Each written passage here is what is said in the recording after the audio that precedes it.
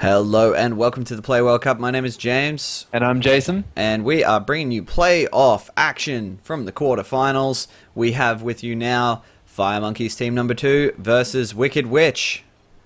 And this is game number deuce? Number one. Number 1. Oh, snap. Oh, And snap. here on the left-hand side we have Simon as the red Terran and his teammate SpacePotato as the orange Zerg. And their opponents this game will be, playing for Wicked Witch Software, will be Age playing as the blue Terran, and his teammate will be Snipher playing as the purple Protoss. And we are on Molten Crater. And first game in, as you said, we are recording this one slightly out of order, but it was such a cool game that we had to go back to it and check it out and put this up onto the YouTubes. Yeah, so it's a couple of weeks old now, but that doesn't matter. StarCraft is still StarCraft, no matter when it happened. Exactly. It is And fresh and delicious. Already, I'm seeing shenanigans down the bottom of the map with Snipher building a proxy gateway outside of SpacePotato's base. You are indeed correct, sir. And at the same time, we are also seeing two SCVs rolling their way down from Age, which is a little unusual, and has, in fact, continued the streak of unusual with 2 barracks outside that ramp. Now that is what we would call aggressive play, I believe. That is indeed aggressive. And SpacePotato has full awareness of this too. In fact, the Overlord is basically just sitting above it going, Oh god, what do we do here? right, this is a little unorthodox. What would you do? I mean, it seems like they're going to go SpacePotato first because the Zerg really has no way to wall themselves in. So they are typically a prime target if you want to kind of be aggressive. Yep, that spines on the high ground, I think, is the right response. And then, I guess, Banelings, just to scare off if you get a big ball of Marines coming up that ramp. Banelings would be a good way to scare them back down, I imagine.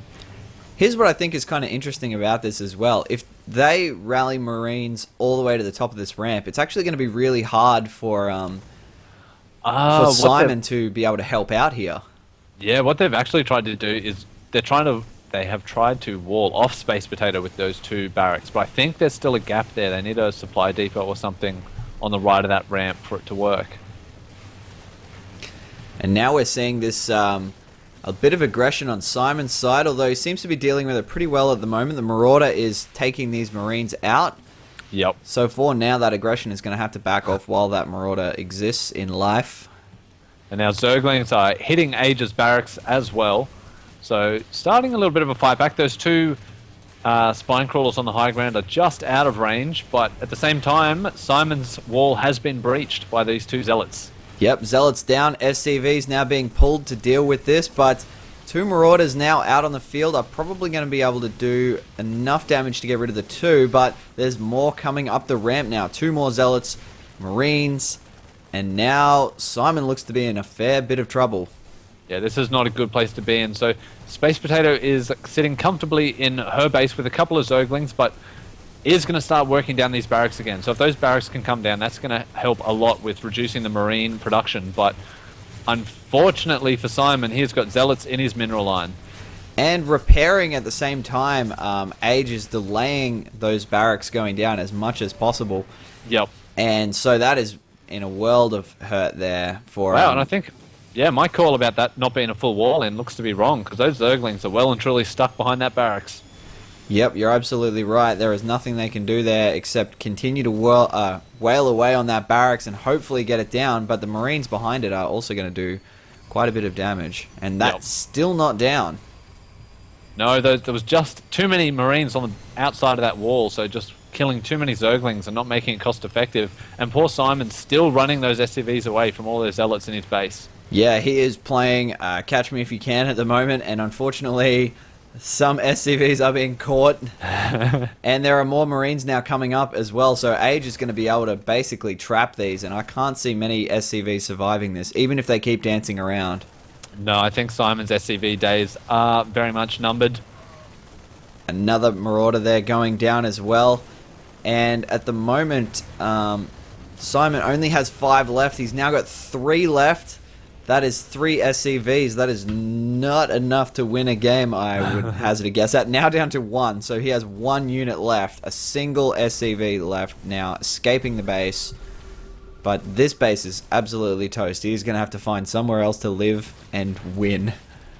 Oh, although over here on the ramp, we've got Banelings now. Yeah, a bunch of Banelings out, but the Banelings are only going to work when those Marines and Zealots run up the ramp. Until that happens, although this is what's happening right now, so let's see if these Banelings can get their explosions off and kill everything in sight, because it's kind of what's needed. Oh, well, actually, this did actually go pretty damn well. Yep. I think that could have gone as well as about possibly you could possibly hope for. I think so. Those Banelings definitely did their job. But there's not as many, so now we need a new batch of Zerglings in to clean up the reinforcements, I think. Oh my god, there are so many gateways down here. There are 5 gateways here. 3 barracks, 5 gateways. It is an absolutely aggressive thing, a strategy by Wicked Witch, but it seems to be paying off big time. Yeah, well now it looks like SpacePotato has enough Zerglings on the field to deal with the reinforcements as they're being spawned from each production facility. Yeah, they're being chrono boosted out of these gateways, but they're going to need to be able to spawn together and get decent... Oh, they're getting hit now as well. They're being rallied into the middle, trying to make their way that way. Yeah, getting a few kills here, but I don't know if it's going to be enough, although... No, it is. It's going to be enough to chase SpacePotato back up that ramp. So Wicked Witch still holding on to this aggression. Does Age have an SCV here to repair that barracks? Possibly not. Well, it looks like that SpacePotato is not going to be able to... It's kind of a stalemate at this point. There's a bit of back and forward. Yep. SpacePotato runs down, these guys run up, and neither can really breach completely. That barracks then going down at the front, which is good for SpacePotato. Yep. In the meantime, Simon is slowly getting back on his feet here. He's managed to salvage 3 barracks and his command center, and he's working his way back up in the SCV count. But he's still not going to be able to do too much, at least in the immediate future. No, it's going to take him a while to get his economy up and running a little bit more. He doesn't have to catch up too far.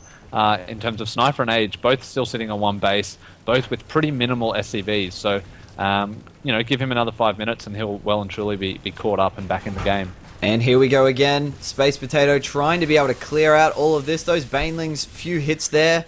Yep. Doing pretty well actually now with this creep down on the low ground, being able to move those spine crawlers down and plant them. So now they can start to attack these production facilities.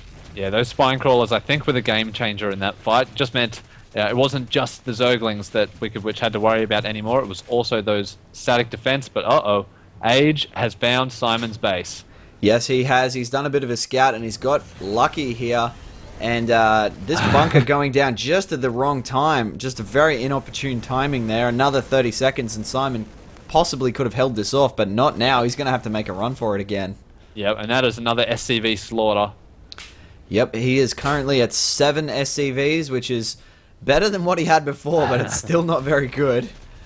And then up in Age and Snipher's base, we can see them madly building. Snipher just completed 3 gateways, and Age is dropping more barracks. So all of their production facilities, which were down in the natural of SpacePotato, have been cleared out, except for this 1 gateway, but it will be gone very, very shortly. So now might be an opportune time for SpacePotato to see if she can swing back around into Wicked Witch's base and do a bit of a counter. Yeah, counterattack definitely seems like the way to go here while these kind of production facilities are being built and landed, and kind of everything is trying to re-establish itself. But we see here now 3 barracks being dropped, and that is actually a very effective wall. So that counterattack will not happen. No, it's going to take a lot of Banelings to break down a barracks, like too many, really. And especially if Age can get he's only got a factory coming now. If he can get a tank or 2 on the high ground, then that is going to make it very, very difficult to break down that wall. Yeah, so at the moment it just looks like everything's being rebuilt. We've got a second command center from Simon. We've got mules now from Simon, so he can start to catch his economy back up again. Yep. I mean, we're 14 minutes into this game, and it kind of looks like we're about 5. You know what I mean? Well, Wicked Witch have now restarted all of their SCV and probe production, so getting back on that economy train. I almost thought there that SpacePotato was going to get through that wall. I thought there was a hole, but no, the Zergling has just hit the barracks. So yeah, the harvest account pretty even for everyone except for Simon, who has copped it pretty hard. His SCV is getting murdered twice. Yeah, they may be able to even this out if they do some sort of mineral sharing arrangement, but Yep. at the moment, I just think that everyone's kind of going, we just want to chill. We've had a dramatic start. We just want to chill now. Yep. That's probably not a bad idea. So now it's going to come down to who can get their footing back after that crazy, crazy opening. Yeah, and what tech path these two opposing teams decide to go. Looking at tech at the moment, we've got SpacePotato with a Spire, so Yep. she may opt to go with Mutalisks, which, in all honesty, might not be a bad option for this particular situation. We've got Age, though, dropping a single missile turret on his line, so he's obviously thinking about what's coming next as well. What else do we have? We've got Cyber Core just finishing up with Warp Gate research now, so pretty soon Snipher will have his 3 gateways being converted into Warp Gates. Yep. He's expanding as well. Yeah, it's a nice safe expansion behind that wall. That's a lot of Marines standing behind that wall as well. So I wouldn't expect a full frontal assault on there. I'm wondering whether we're going to see something fun and funky like a Nidus Worm, perhaps. SpacePotato does have an Overlord in position in the corner of Age's base, although this missile turret... No, I don't think it will... I won't shoo that Overlord off just yet. No, I think... Although, now dropping this missile turret here, I don't see a spot in either person's base that where a Nidus could drop sort of completely unnoticed. Undetected, yep. But we do have Mutas now sweeping into Sniper's mineral line, and they are going to do a fair bit of damage with no photon cannons anywhere to be seen. Yeah, he's got just a handful of Stalkers, 3 Stalkers or possibly 4. The Marines are coming up now as well to deal with this, but these Mutas are going to be able to do a good job at harassing here, at least for the immediate future. Yep. And also preventing mining time, which for Snipher is the only mining base he has up at the moment, so every second that he's not mining off of this main is detracting away from his economy. Yep, and he's dropping a bunch of photon cannons in the mineral line now, but SpacePotato deciding that's fine, I won't hit the mineral line, I'll just swing a bit further down and hit some of your tech structures instead. Yep, and taking out a few pylons here. In terms of supply, Snipher is well and truly accounted for there. I was just thinking maybe we'll get supply blocked here, and then I looked at it, it's 45 over 132. So he's got enough pylons. Yeah, I think he's got enough pylons for now. For now. Maybe in 10 minutes' time you might need to build another couple. Yeah, that's right. It's probably going to be pretty safe for at least, I think half the rest of the match. Although I don't actually know how long this match goes for. So, I'm guessing. Oh, you don't get that? I don't get that, no. Oh, I get it. Oh, I get it. Don't you worry, I get it. Viewers don't get that either. No. That's being hidden by our shiny decal over here on the right-hand side. Yeah, and our viewers are also not bright enough to look down at the YouTube time remaining thing. I'm not bright enough to think of that. And it looks like, SpacePotato almost hitting the mineral line again, but seeing Sniper's photon cannon, so deciding to pull away. Simon has pretty much caught up in terms of his harvester count, up to 31, and after Snipher lost a bunch, he's down to 20, so yeah, I think the economies of the two is sort of roughly even now. And these mutas just continually causing a little bit of annoyance for Snipher. Yeah, not enough to kill them outright, but also just now with the... Actually, no, I'm thinking of Heart of the Swarm. Heart of the Swarm now, these Mutalisks regenerate much faster than they used to. We are still on Wings of Liberty, though, but these things are surprisingly resilient. I'm looking at the health of them here. There's still at least 4 of them that are in the green. Yep.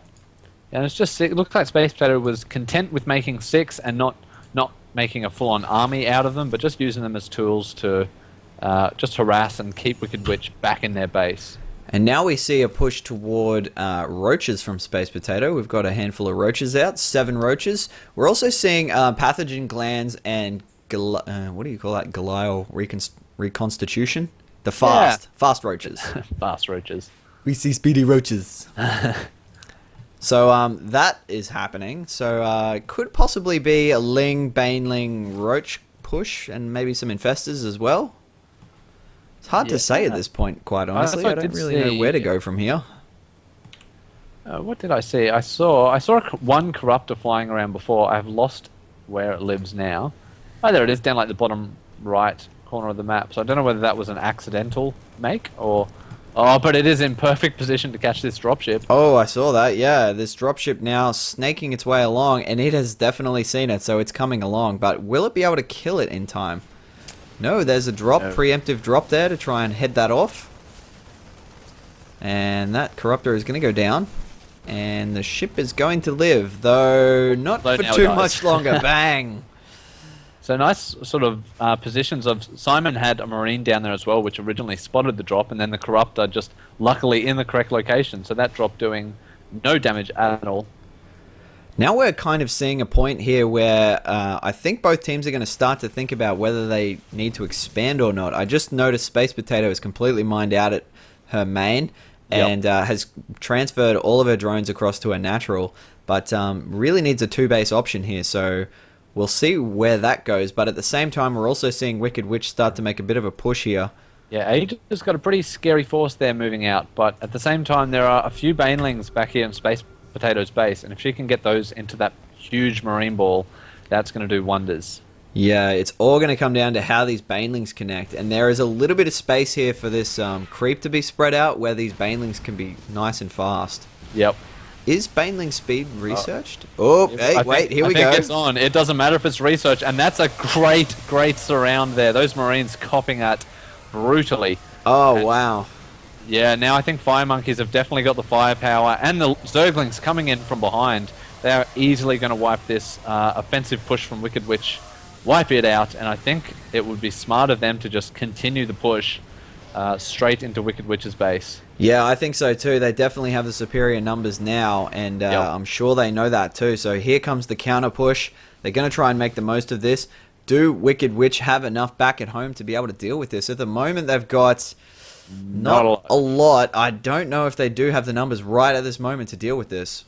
Nope. They're going to need to somehow delay this push if they can, but I don't know what they have left in their arsenal to even delay this. Well, this may actually come down to the timing of these two armies here, because we see Simon going in just a little bit too early. Yep. Wow. Oh, dear.